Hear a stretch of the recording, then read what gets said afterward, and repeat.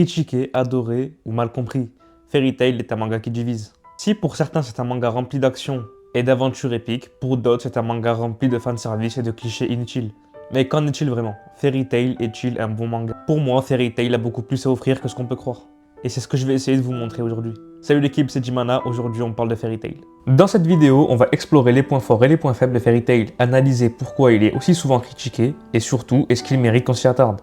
Mais d'abord, c'est quoi Fairy Tail? Contexte pour les nouveaux ou les curieux. Fairy Tail est un manga créé par Hiro Mashima, publié pour la première fois en 2006 et adapté en animé en 2009. L'histoire se déroule dans un monde de magie où l'on suit les aventures de Natsu Dragnir, un chasseur de dragons, et Lucy Artfilia, une jeune constellationniste, membre de la célèbre guilde Fairy Tail. Tout au long des 63 tomes du manga, ils vivront des aventures épiques où la famille et l'amitié seront au cœur de l'intrigue.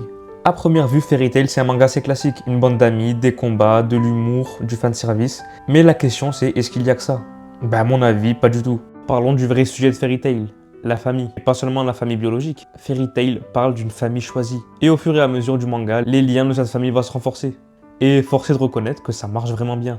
La famille dans Fairy Tail est un point qui est vraiment maîtrisé. Après oui, le pouvoir de l'amitié ou pas, on va y revenir, mais qu'on aime ou pas, ça ne change rien au fait que c'est vraiment bien maîtrisé. Les dialogues entre les personnages marchent, les relations entre les personnages, on y croit parce que ça marche vraiment. Non, Fairy Tail, sur le point de l'amitié et de la famille, ça marche. Même si c'est énormément moqué, ça ne change rien au fait que ça marche vraiment.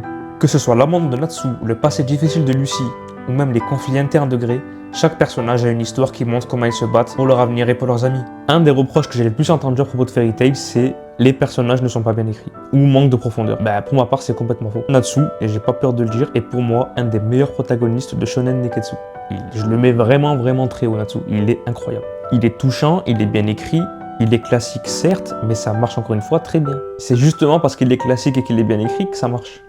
Quant à Erza, le sujet que je voulais le plus aborder. Pour beaucoup, Erza c'est qu'un personnage fanservice qui sert à s'exhiber en petite tenue. Pourtant, Erza est un personnage vraiment bien écrit. C'est bien plus qu'une femme forte, c'est une femme qui cherche à avoir une famille. D'ailleurs, l'arc de la Tour du Paradis le montre très bien. Erza est un très bon personnage. Et pour ceux qui considèrent qu'Erza n'est qu'un personnage fanservice, je pense que vous n'avez pas très bien compris le propos du manga. Alors autant oui, il y a des personnages qui servent à rien dans Fairy Tail, c'est vrai, et qui sont là uniquement pour le fanservice, autant les personnages principaux, je trouve qu'ils sont très bien écrits. Même les antagonistes comme Zelef ont une profondeur inattendue, ce n'est pas juste un méchant à battre, c'est un personnage tragique à essayer de comprendre. Que ce soit le sacrifice de Makarov, les séparations de la guilde, encore les révélations de Natsu, c'est dans ces moments d'émotion que Fairy Tail brille vraiment. Les combats aussi sont parfois critiqués, beaucoup reprochent à la série d'abuser du fameux pouvoir de l'amitié. Et oui, ça peut être frustrant, mais est-ce que ça ruine tout? Chacun se fera son propre avis. Il faut aussi reconnaître que certains arcs sont un peu moins inspirés que d'autres. Mais franchement, vu la qualité de certains arcs, on peut pardonner Fairy Tail.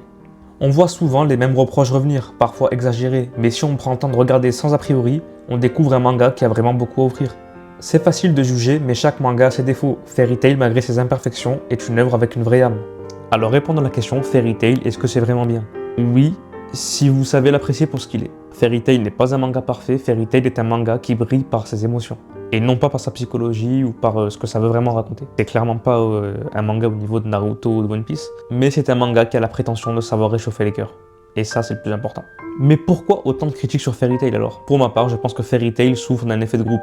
Je pense que c'est devenu cool de critiquer Fairy Tail. Les gens le critiquent sans savoir ce que c'est vraiment.